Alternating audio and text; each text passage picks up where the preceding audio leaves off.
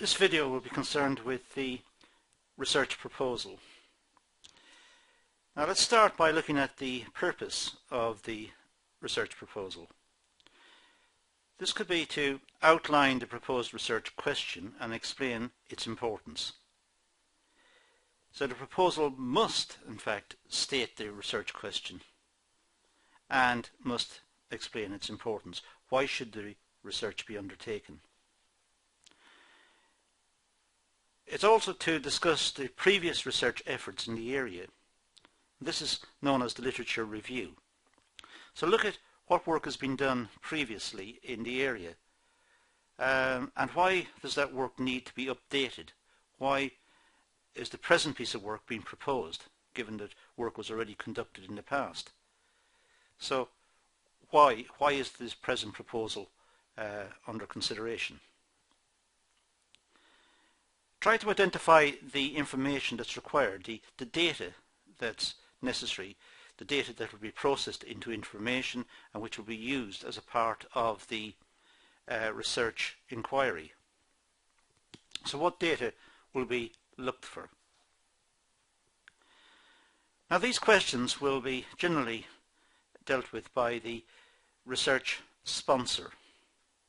Research needs a sponsor. This is a time-consuming and expensive activity, so it needs to be sponsored. It may be sponsored by the company, it may be an internal piece of business research being suggested by the company, perhaps looking into customer needs. But in this case the company would be sponsoring the business, sponsoring the research. Now, in a business, it may be financed out of a specific budget. Academic research is usually sponsored by universities and colleges. It may also be sponsored by the government, who may have an interest in particular areas of research. And more academic research is being sponsored by business, who also have an interest in looking at perhaps fundamental research that may have practical implications down the line. So there are many sources of sponsorship for research. So there's, as I said, government and private individual research. Government research in various ways sponsors various research activities within universities and also research to pick up information about the changing structure of society and the changing tastes and preferences of people living in the society. So there's all sorts of research being conducted at any one moment in time.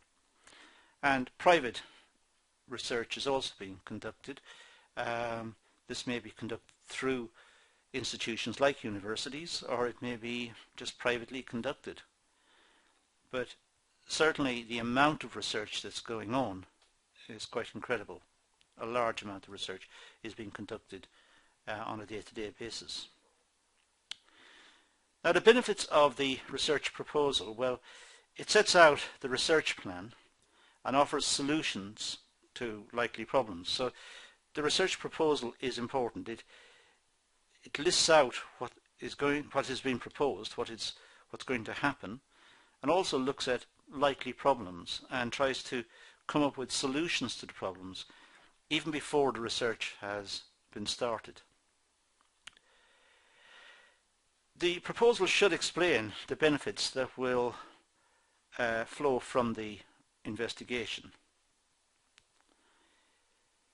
It shows a feasibility statement that discusses budgets and the likelihood of clear and meaningful outcomes. The research proposal should do this openly and honestly. It should talk about whether the research is feasible. Is it possible to conduct the research that has been proposed? Will it fit within the budget, and how much will the budgets be that will pay for the research? And what's the likelihood of success at the end? What issues may be encountered that will frustrate the research, that will lead to the research having to be abandoned. Now, the types of research proposals, well, there are various ways in which research may be classified. In this video we use the basic dichotomy. Internal, this is research within the organization, and would you believe, external. This is research outside the organization. It is based in society, in the market, or in the industry. It's based outside the organization. So we have a very basic dichotomy. Internal, looking inside the organization, looking at processes within the organization, looking at the structure of the organization, looking at some aspect of the organization. And the purpose of that research would be to clarify processes and perhaps lead to changes which will be more efficient and lead to a better use of resources. Externally, organizations need to see how they are being perceived in society, how products are being received in the market, or how well the company is doing within the industry. Now, the proposal complexity, well, there are levels of complexity. An exploratory study is used to see is further research justified and whether it is feasible. So, given a proposal, a research proposal, it's necessary to, for a start, do an exploratory study, just a small study, to see if further research is justified. In other words, perhaps past research is still relevant, and the outcomes of past research are still relevant, and therefore a new piece of research is not required. So this would only be turned up if there was an exploratory study exploring the area, exploring whether new research is required. A small-scale study is limited, as the name suggests. This is widely used in business because it is cheap and fast. But a small-scale study, they're quite useful because they can indicate areas of concern. They may pick up on big issues. Even though the survey itself is small, they may pick up on big issues which would justify more research on a much bigger scale, and would perhaps suggest more management intervention to rectify a problem relating to a business where this occurred. So small-scale research is limited, but it can be very, very useful, and it is cheap and it is fast. Large-scale studies are usually conducted by professional agencies. These are complex and costly. There are large-scale research agencies in the country who conduct research on behalf of clients. The clients pay and the research is conducted on their behalf. But also large-scale surveys could be conducted by the government, again usually employing professional agencies. Newspapers conduct surveys, and the press. So there are many parts to surveys that are in the almost in the public domain.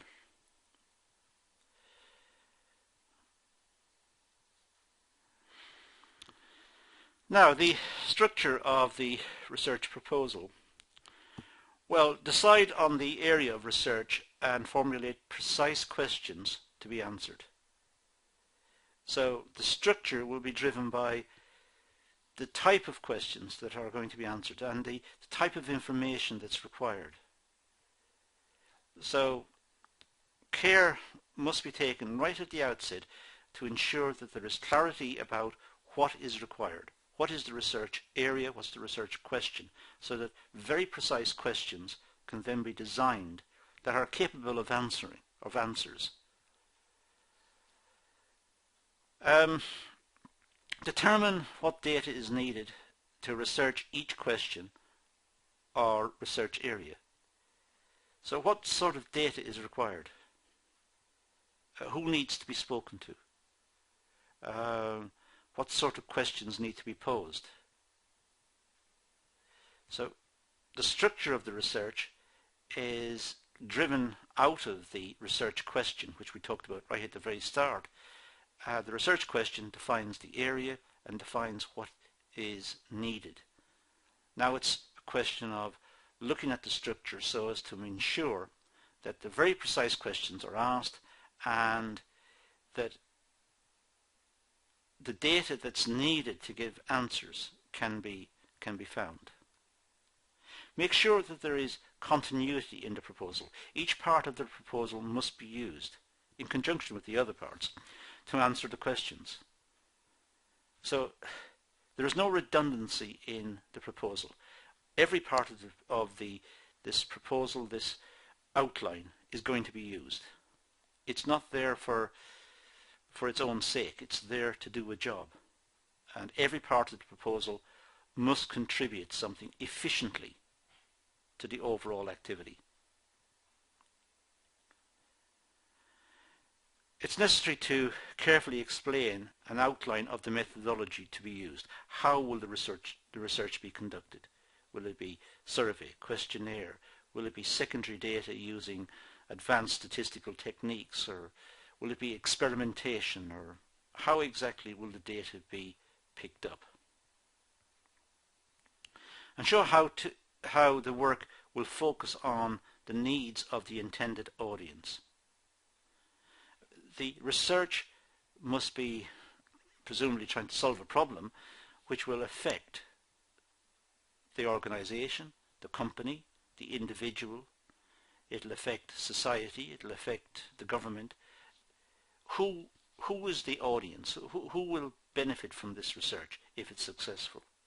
And how will the work meet the needs of those people? How will it answer the questions that they're asking, and how will it make life better?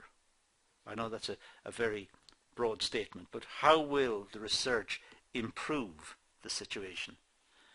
I mean, the research has been conducted for some specific purpose, to address a problem or to gain an insight into something.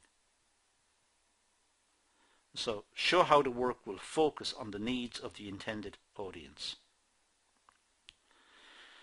Now let's look at the parts of the research proposal. The following is a list of areas that may be used in drawing up the research proposal. First of all, we have the executive summary. This is really a very short abstract at the start. Not very long, perhaps half a page of A4. It states what the proposal is, what the research question is, how the proposal will meet the research question, and give some very basic facts about the situation and what is anticipated will be the outcome from this whole exercise. What's the problem statement? What is the problem? What's the core area of the research? What's the research attempting to do? Why is the research being proposed? Research is not, generally speaking, conducted for fun. Research is to solve a problem, to gain an insight into something. So what is the problem? What's the core area of the research? That needs to be stated. Research objectives, the specific area or questions to be addressed, these should be set out. What are the research objectives? What's been attempted? What insight is being sought? What is the specific area of the research? And what questions are going to be asked in the context of that specific area?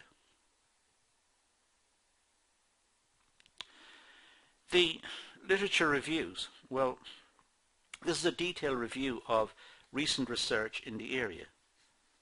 It's a statement of current thinking. Go back over the literature. Generally speaking, people say you should start with the seminal paper. The seminal paper is the first paper that has been published dealing with a particular issue or problem. So the seminal one is the first one. So you start, just mention the first one, and trace through the literature how it developed up to the present time. Then focus in on the recent research, what recent papers have found, what people have published in the area have found relating to this particular area of research. They found certain relationships. Are these relationships still operative? Are they still in place? Have the relationships changed? And that would be the focus of the current research proposal, to investigate whether the world has changed, whether the market has changed, whether the consumers have changed, whether situations have changed. So look at the research that's been conducted, that's been published, and it's able to find the research and see if it has changed. If it's an internal piece of work, then the company may have conducted research into customer needs, let's say, 2 years back. Well, it might want to bring that up to date. In which case, it's looking at its literature review, is looking at its own research 2 years ago and bringing it up to date right now. There's still a literature review. There is still a contrast with what was found 2 years back. Okay, those are the first 4 of the research proposal. There are some more, so I'm just going to move from 4 on to 5. Now, the importance of the study should be set out. Give some justification for the proposed study. As I said earlier, it's not being conducted for fun. It's being conducted because it is going to yield an insight into some situation. Now, does that insight justify the research itself?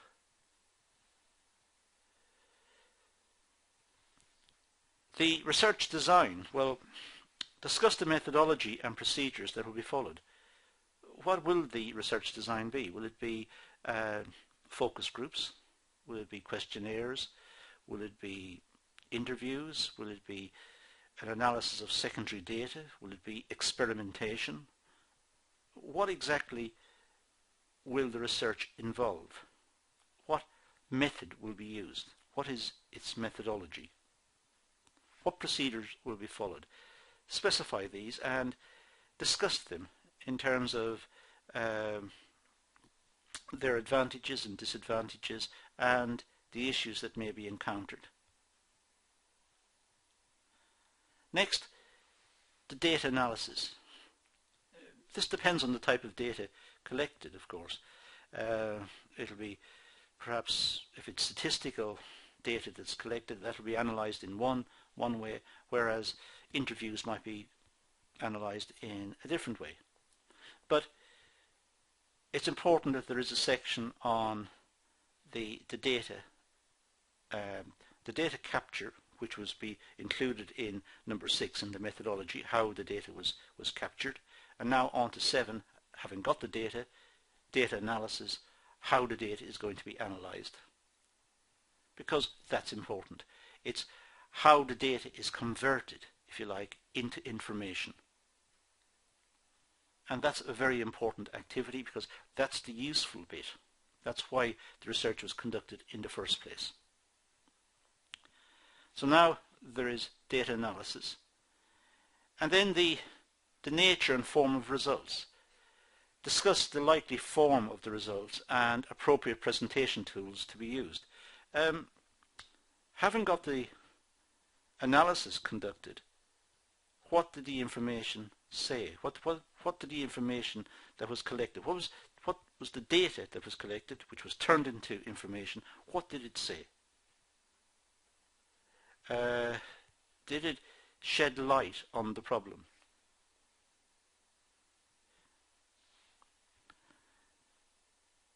It may be that the qualifications of the researcher may be needed. It depends on familiarity with the intended audience, but sometimes the people commissioning the research want to make sure that the researchers were qualified to do what they did and that the information was collected with integrity, that it's a fair and accurate representation of what is happening within the market or within society or whatever the research area was. So it may be that the qualifications or a background into the researchers might be required. It's not common, but it may be. The budget is something that should be made available if required, but the overall budget for the research should be presented, and some breakdown of the figures into sub-budgets also. It shows the extent of the research and the efficiency of the research, and also sheds light on the honesty of the research. If the budget was very small and yet the sample survey was very large and was collected randomly, then there may be a mismatch there. There may be something to inquire into. How could this happen? How could so many be interviewed on such a small budget? So the budget is a way of checking to see the extent of the research and how the research was conducted and how honest, if you like, the research is. The research schedule should show the timescale for the various activities. It's important that the proposal, the research proposal, shows some schedule of time, when the research will start and when the research will finish. There may be some slippage on the dates, but it should be controlled. Every effort should be made to stick to what has been proposed. So the research proposal should mention these. Any facilities and special resources that are required should be listed as well. It may be that some of the research is going to be conducted in a hotel, and it's necessary to say why that hotel, what the cost will be, what the facilities required, will there be some sort of demonstration to a small audience of products or whatever. This should be outlined. Whatever special resources are required should be listed in the proposal also.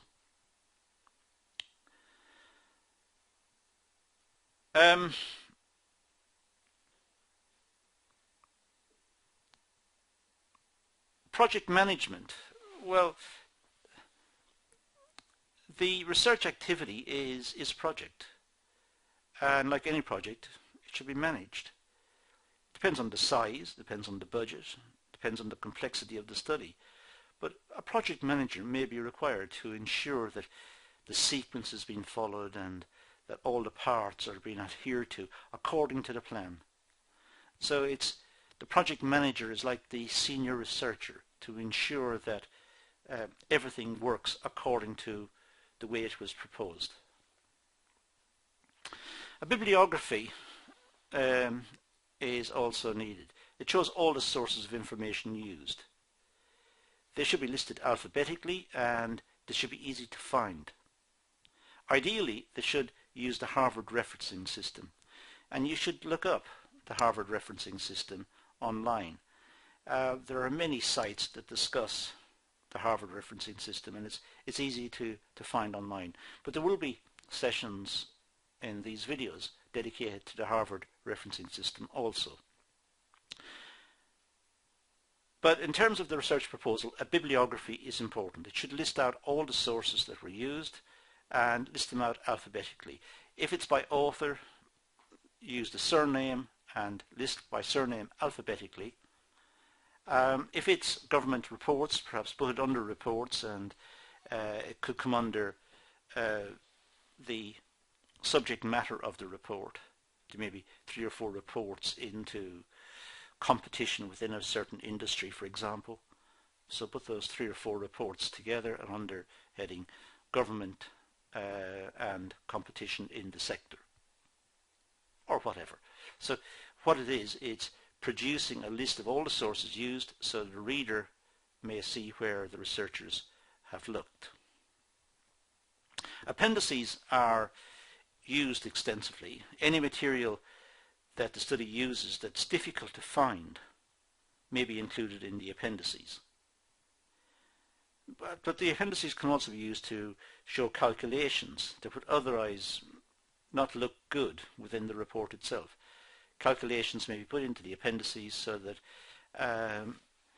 the reader can see how the figures were calculated and see how the data was processed. But the report itself is not cluttered up with calculations. So tables, charts, calculations, tables of data and so on, these all can be moved to the appendices. Now, a word about the appendices. Materials that may be difficult for the reader to find, for example, clippings from a newspaper or a photocopy of some part of an academic article. These will be difficult for people to find, for the reader to find. So make it easy for the reader, perhaps include those in the appendices. Any calculations of data, put these calculations into the appendices as well. They're not needed in the main report, just report the findings of the calculations and make a note in the main part of the work to say that a full calculation is in Appendix 14b or whatever. Just refer it on to whichever appendix the calculation is in. Notes on field work and data capture. For example, briefings of researchers, whatever briefings they have received, a copy of that may be included in the appendix. A copy of the questionnaire itself may be included in the appendix. Notes on problems encountered and their solution could also be put into the appendices. For example, researchers may have feedback that there were issues about certain questions, that the wording was somewhat ambiguous and hadn't been spotted during pre-testing of the questionnaire. Well, feed that back and say that respondents had to be prompted on a certain question and the prompting was of this format and so on. So again, it's showing honesty and openness about the whole activity, and all the information relating to the whole exercise is produced in one document, including the appendices. Now, evaluating the research proposal. Well, the proposal must be well presented. It should be easy to navigate and easy to read. It should have a table of contents and an index if the work is in a complex style. So navigation should be easy. An index is only used if it's a very large project and there are many technical terms and so on. So an index would be useful to index technical terms, index tables and so on. But there should be a table of contents. That's important. The findings are important to the audience. Whatever findings are important to the audience should be emphasized. So the outcomes of the research should be emphasized. What the research found, that's important. The report should be clear with minimal technicality. The appendix should be used to explain the full technical issues, calculations and so on. So the appendix is important because it includes any technical parts of the project, any calculations, any computer work, any explanations that are needed for the data collected or the procedures used. So that's our look at the research proposal. It's a very important part of the research. It's the proposal. It's what gets the research started. And as you have seen from the various slides in this presentation, the proposal itself can be quite complex, but it needs to be clear and it needs to show what can be expected from the full piece of research when it's conducted. It should anticipate problems and propose solutions to the problems. And it should not only set out the research question, but set out the methodology and the issues associated with the methodology, and list any issues that are likely to be encountered which can detract from the potency of the final piece of work. It's important that the final piece of work is a fair and accurate picture of what is really happening within that population, the population that was selected for study. But that's all I'm going to do on this section, so I'm going to leave it at that and say thank you for watching.